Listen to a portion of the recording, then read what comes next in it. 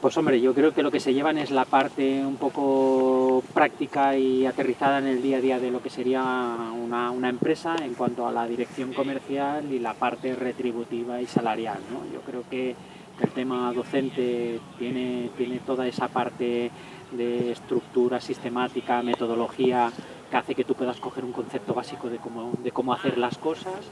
Y yo creo que con estos 60 minutos lo que se intenta es que cada uno de ellos, dentro de sus diferentes sectores y ámbitos laborales, pues le puedan encontrar digámoslo así, una lógica y una aplicatividad a esa temática, ¿no?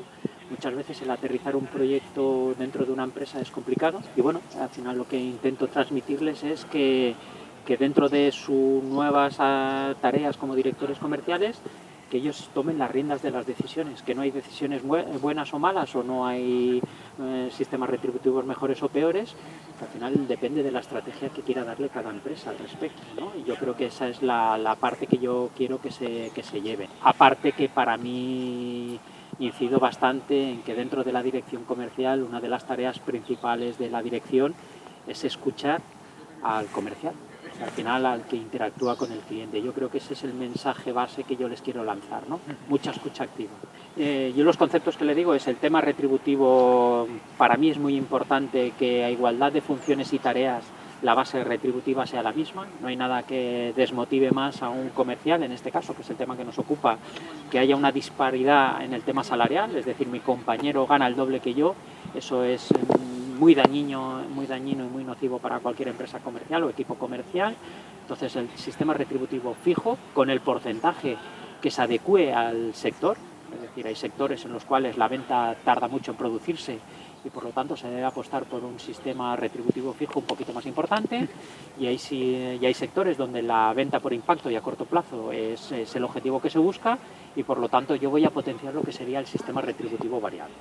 Una vez definamos los porcentajes con los cuales yo tengo que trabajar con mi equipo comercial, lo que sí les he comentado y sí que les he explicado un poquito mi experiencia en el sistema, que el tema variable es donde un director comercial puede jugar con el tema económico, con el tema de fidelización de ese trabajador, es decir, la retención del talento y luego lo que sería el crecimiento de una carrera profesional. Esas serían las líneas en las cuales yo he querido incidir en una mayor proporción. Lo que está claro es que el tema retributivo es muy importante, pero el tema de objetivos es básico para cualquier empresa. En el tema de objetivos he empezado apostando porque no se puede fijar un objetivo comercial que no esté alineado con el objetivo estratégico de la empresa. Muchas veces nos encontramos en que estamos pagando dinero a unos comerciales para hacer una labor que nada tiene que ver con lo que piensa la empresa que hay que hacer.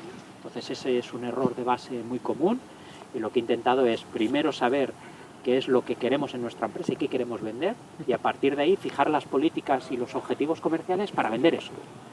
Dentro de los objetivos comerciales tenemos que estudiar o tenemos que tener claro qué variables queremos medir, sean cuantitativas, sean cualitativas.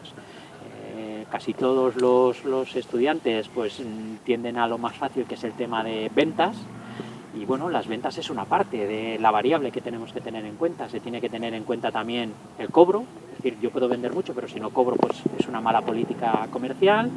Luego la siguiente es la fidelización de mi cartera, es decir, es mucho más difícil captar un cliente que retenerlo, por lo tanto tengo que intentar que ese cliente continúe comprando.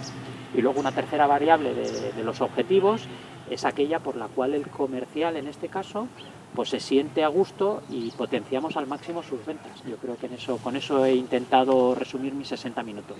Pues dentro de la dirección comercial, bajo mi experiencia personal y profesional, yo creo que lo más importante es saber escuchar, es decir, tener y realizar y realmente aplicarlo en tu empresa una escucha activa.